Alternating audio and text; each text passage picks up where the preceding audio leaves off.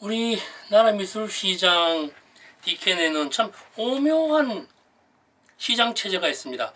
그냥 우리 흔히 말하는 소위 말하는 메커니즘이라고 하죠. 겉으로는 드러나지 않는 상상 이상의 다양한 사건들이 일어나고 있습니다. 오늘 이야기가 지난 회차에 이어서 미술 투자 두 번째죠. 위작 관련 이야기를 해보려고 합니다.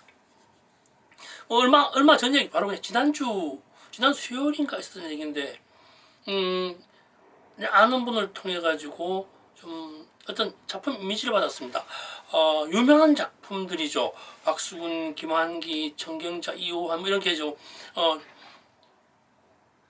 한 20점 좀 넘는 것 같았어요. 2000년 상반기부터 2021년까지 서울 옥션이나 홍콩 크리스트, 뉴욕 경매 뭐 거기에서 낙찰받은 작품 리스트였습니다. 이런 작품들이 시장에 나온다고? 아무리 요즘 경기가 힘들어도 이러한 한국 최고의 작품들이 시장에 노출된다고? 이미지 받을 때부터 좀 이상함을 느꼈지만 실제로 낙찰 받을 때 제공받았던 작품 보증서까지 이 작품 보증서 이미지가 함께 있었습니다. 의심을 가지면 작품이 사실이기 때문에 좀 관심을 두고 있었죠. 근데요, 우리 흔히 말해가지고 미술시장 뒷얘기, 이 좋은 미술품을 거래할 때는요, 눈탱이라고 그러죠. 눈탱이 안 맞으려면요, 이런 작품들에 대한 각기의 다양한 검증 방법이 필요합니다. 전체 작품 과용만 500억이 넘어가니까요. 와, 이게 참 재밌는 이야기입니다. 그죠? 여기서 잠깐요, 이야기를 계속 듣고 싶으시다면요, 구독과 좋아요 지금 눌러주세요. 구독은 지속적인 다양한 컨텐츠를 생산하는 씨앗이 됩니다. 고맙습니다. 계속할게요. 그럼 한 이틀이 정도 지났던 것 같아요. 작품 전체를 이렇게 이미지를 주었던 분한테서 전화가 왔어요. 김환기 백호 작품이 별도로 나왔다고. 리스트에는 없지만 같은 데서 백호짜리가 나왔으니까 이 작품을 먼저 거래해 주었으면 어떠냐는 제안이었습니다. 앞에 작품들이 이미 알려져 있으니까 새로운 작품이라고 해서 이 거래하면 되겠다. 가격도 괜찮게 나왔어요. 지금 여기 방송상에서 좀 말씀드리기 좀 어렵습니다. 여기 좀 많은 분들이 보기도 한계 같아요. 이미지나 가격을 공개해 드릴 수 없다는 거. 근데 말입니다. 정말 재미있는 것은요, 환기 그 백호 작품이요, 3년 4년 전인가 인사동 등지에서 돌던 그 이미지였습니다. 지금까지 거래가 되지 않았다면은 지금 이런 상태가 왔으니까 거래가 되지 않았겠죠. 거래가 성사되지 않았다는 것은 여러 가지 이유가 있기 마련입니다. 하여튼 뒷얘기를 하게 되면, 결론을 얘기하면요, 앞에 있었던 20여 점의 좋은 작품 리스트는 미끼였다는 거죠. 김환기 백호 작품을 팔기 위해서 이런 작품들을 가지고 있으라고 하는 배경이 됐던 거죠. 그 배경, 이러한 시스템 새로운 거였습니다. 좀 새로운 방식의 거래 유통 시스템 같았어요. 지금 방송 보시는 분들 중에 저하고 똑같은 경험 해 보신 분들 분명히 있을 겁니다. 지금 현재도 그런 제안 받고 있는 분도 있을지도 모르겠습니다.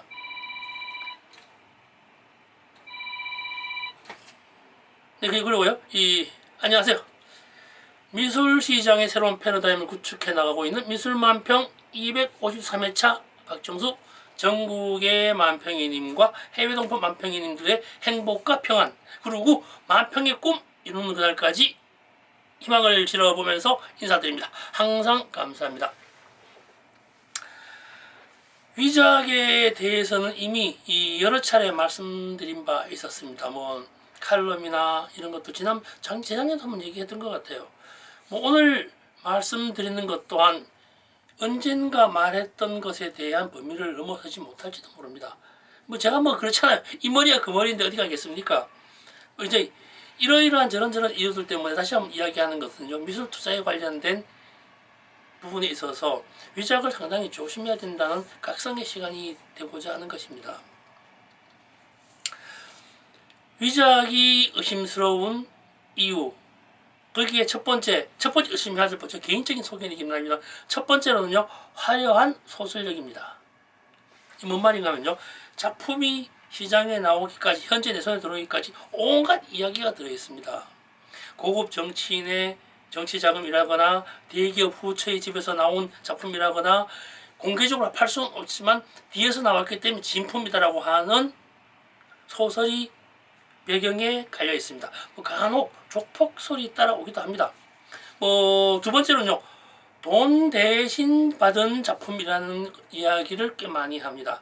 공사 대금을 못 받아서, 아니면 변호사 비용에 대해서, 아니면 세금을 처리했는데 그 비용이 주지 않아서 보관하고 있다가 세월이 많이 흘렀다, 이런 얘기가 많이 나옵니다. 좀 전에 말씀드렸죠, 족폭 관련 이야기도 나오기도, 간혹 등장하기도 합니다.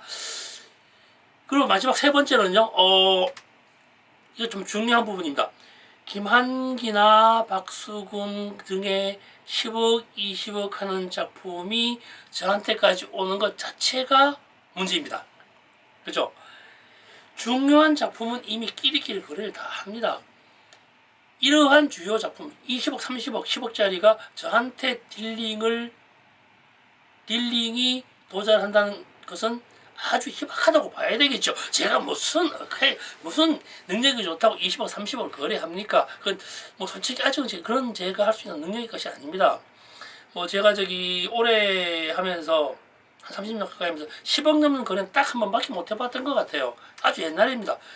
정말 그때 외에는 거의 어렵습니다. 지금 현재는 이렇게 한 1억짜리 아니면 2천, 3천만 원짜리 이런 것들은 좀 자주 거래를 합니다. 한 5천, 6천도 하기입니다만 3억, 5억 넘는 거 그걸 해본 적 없습니다. 솔직하게 말씀드리면요. 그 시장에 진입하기까지는 좀 어려운, 좀 다양한 경로가 필요하겠지만요. 저는 지금 투자적 관점에서 2천, 3천, 5천, 1억 미만 왔다 갔다 하는 금액에 대한 그러한 미술품들은 주로 제가 활용하고 있습니다만, 이상은 좀 어렵다는 것을 솔직히 고백합니다. 이 30억짜리 와도 제가 처리할 방법이 잘 없습니다. 그걸 해줄 수 있는 손님도 잘 없고요. 가난한 이런 데가 아니거든요. 근데 말입니다. 이게 지금 오늘 위작 얘기를 하고 있는데요. 수천만 원, 수억이 아닌 작품에 대해서는 우선은 위작에 겁먹을 필요는 없다는 말씀을 드려보고 싶습니다. 낮은 가격의 미술품은요, 위작을 잘 만들지 않습니다. 1,000만 원짜리 작품을 200만 원에 사라, 이런 얼토당토한 이야기를 빼고 말입니다. 또 있죠. 1,000만 원, 2,000만 원짜리 할지라도 위작이 나오긴 합니다만, 그거는요, 품귀현상이 일어나서 찾는 사람이 많을 때, 없어서 찾고 싶을 때, 그럴 때 아마는 그때는 이 위작이 제작되기도 합니다. 지금까지 우리나라요, 위작 사건 되게 다양했었죠. 2016년인가요? 이우원 위작 사건 있었죠. 그러고 2007년에 되게 이 언론에 많이 떠들었었는데, 4명의 무명 화가와 미술품 판매 중개상이 1,000억이 넘는 미술품을 유조했다고 언론이 난리 났었죠. 벌써 오래됐네요. 2007년이라고. 그때 2005년, 2006년, 2007년 이 시기가 그림이 아주 활성화됐던 시기죠. 폭발적으로 판매되는 시기였죠. 2011년 마찬가지고요. 반면에 작년, 재작년에 미술시장이 확대될 때는 비싼 그림의 거래는 늘 평상시 수준이었죠. 다음에 말씀드리겠습니다만, 영끌했던 MZ세대와 코인과 주식에 관련된 그러한 사람들의 주식의 수익에 대한, 코인에 대한 이익금에 대한 세금, 이러저런 조건들 때문에 이들이 미술시장에서 진입해서 미술품을 구매해야만 했던 어떤 당위성의 문제일지도 모르겠어요. 그 이야기는 다음에 한번 거론하기로 하고요. 어쨌든 그 당시에도 미술품 시장이 워낙 경기가 폭발적이기 때문에 위작이 많이 등장하기도 했었죠. 우리나라 미술시장 위작이 많은 순서로는요, 이건 위작이 많다는 거는요, 돈이 된다는 거죠. 천경자, 김한기, 박수근, 이중섭, 이대원, 이우환, 김종학, 이훈우, 김기창, 장욱진, 이 정도의 순으로 이어집니다. 이런 것들은요, 과거 이 미술품 감정위원회가 몇 군데 있었죠. 감정하고 지금 하나님께도 하고 있습니다만, 거기에 나온 리스트에 의한 결과이기도 합니다.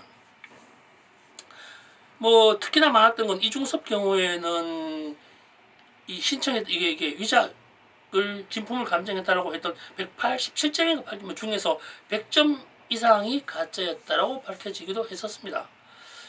이게 오늘 또 저기 위작 이야기 자주 많이 하는 거는요. 미술 투자에 있어서 돈 될 만하면 위작이 있기 때문에 조심해야 한다. 이것을 강조하기 위해서입니다.